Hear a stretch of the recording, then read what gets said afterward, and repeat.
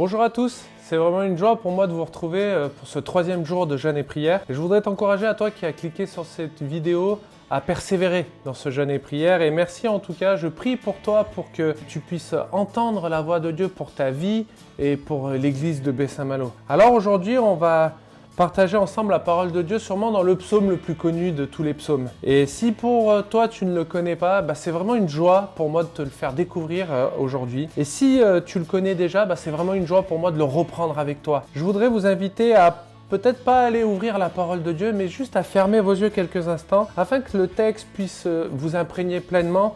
Vous allez voir, je vais lire entre les versets bibliques, quelques commentaires, mais laisse-toi conduire. Alors ce psaume, bien sûr, c'est le psaume 23 et nous lisons au verset 1 « L'Éternel est mon bon berger, je ne manquerai de rien ». Dans ce premier verset, il y a deux réalités qui me frappent aux yeux, c'est que 1. Le Seigneur est le bon berger. Il est ton bon berger. J'aime cette image d'un berger qui prend soin de son troupeau, comme on peut l'imaginer, vous savez, ce gaillard qui marche dans les plaines et qui a toutes ses brebis autour de lui et qui décide de prendre soin de chacune d'elles. Et dans cette deuxième réalité de ce verset, dans cette deuxième promesse que Dieu nous dit, c'est que 1. Il est ton berger, 2. Tu ne manqueras de rien. Quelle promesse!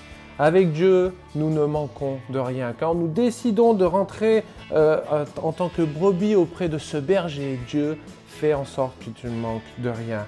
Et vous allez voir la suite dans ce verset 2. « Il me fait reposer dans de verts pâturages, il me dirige près des eaux paisibles. » Oui, Dieu a décidé que tu te reposes dans de verts pâturages. J'aime cette image de verts pâturages où ce mouton a de l'abondance, où il peut manger en abondance. Et avec Dieu, c'est ce qu'il décide pour toi, de te conduire dans un endroit où tu pourras manger en abondance. Il te dirige près des eaux paisibles. Alors parfois, dans notre vie, on voit le Seigneur nous diriger et on ne comprend pas où on va. Et sache que Dieu te dirige vers des eaux paisibles.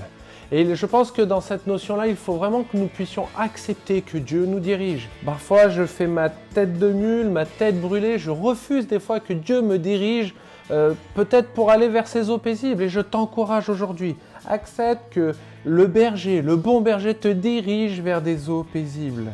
La suite de ce verset me dit « Il restaure mon âme, il me conduit dans les sentiers de la justice à cause de son nom. » Oui, Dieu, au-delà de te diriger vers des eaux calmes, paisibles et dans de verts pâturages, ça a un but précis pour restaurer ton âme. Oui, Dieu veut rétablir, restaurer, ce sont des mots que Dieu désire planter dans ta vie.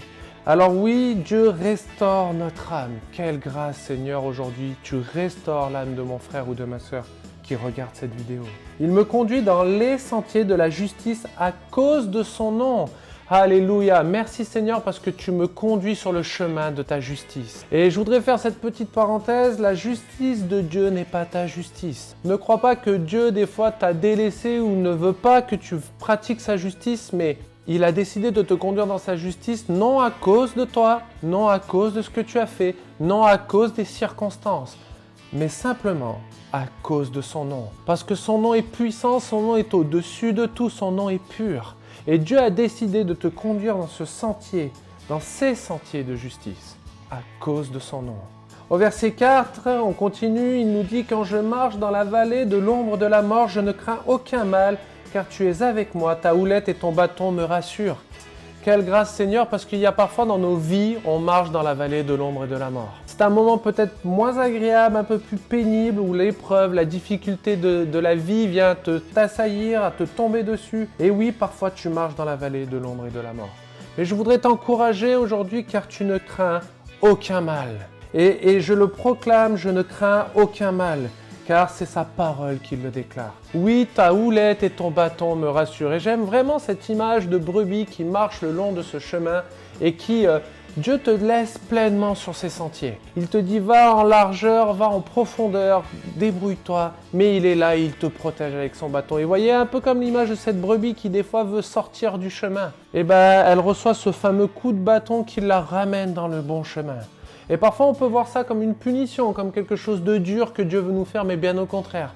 Imaginons que Dieu crée une barrière invisible sur ce sentier afin que je ne déborde ni à gauche ni à droite. Parce que cela me rassure.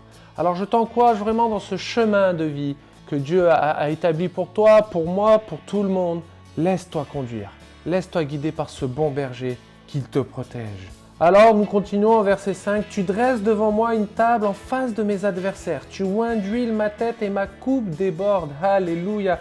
Que c'est bon de lire ces versets. Oui, tu dresses devant moi une table devant mes ennemis, en face de mes adversaires. Pour réaliser, Dieu n'est pas venu là pour chasser ou pour détruire mon ennemi, mais bien au contraire, pour le gagner. Alors oui, cette réalité spirituelle, parce que là c'est une réalité spirituelle qu'on est en train de parler, Dieu a décidé de dresser une table afin que la réconciliation, l'amour, le dialogue puissent être exercés autour de cette table. Mais bien aimé, il faut bien comprendre la suite de ce verset, et David l'avait compris et nous le dit, nous ne pouvons pas faire ça de notre propre force, mais c'est par la force du Saint-Esprit qui a été déposé en toi.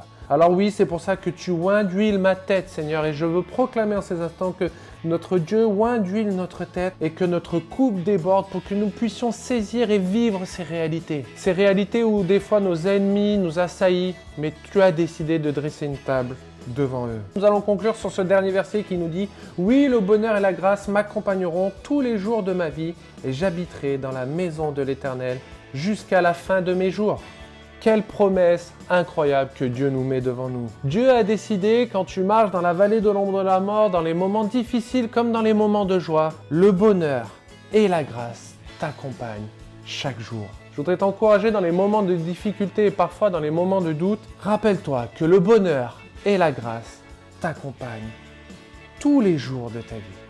Tous les jours de ta vie.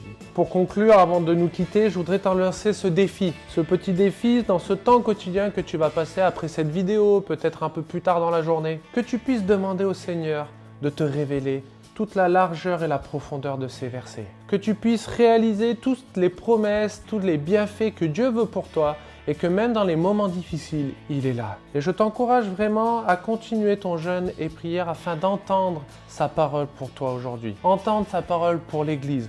Entendre sa parole pour toute ta vie, pour ta famille, pour tes enfants et tout le reste. Bon temps de jeûne et de prière à tous.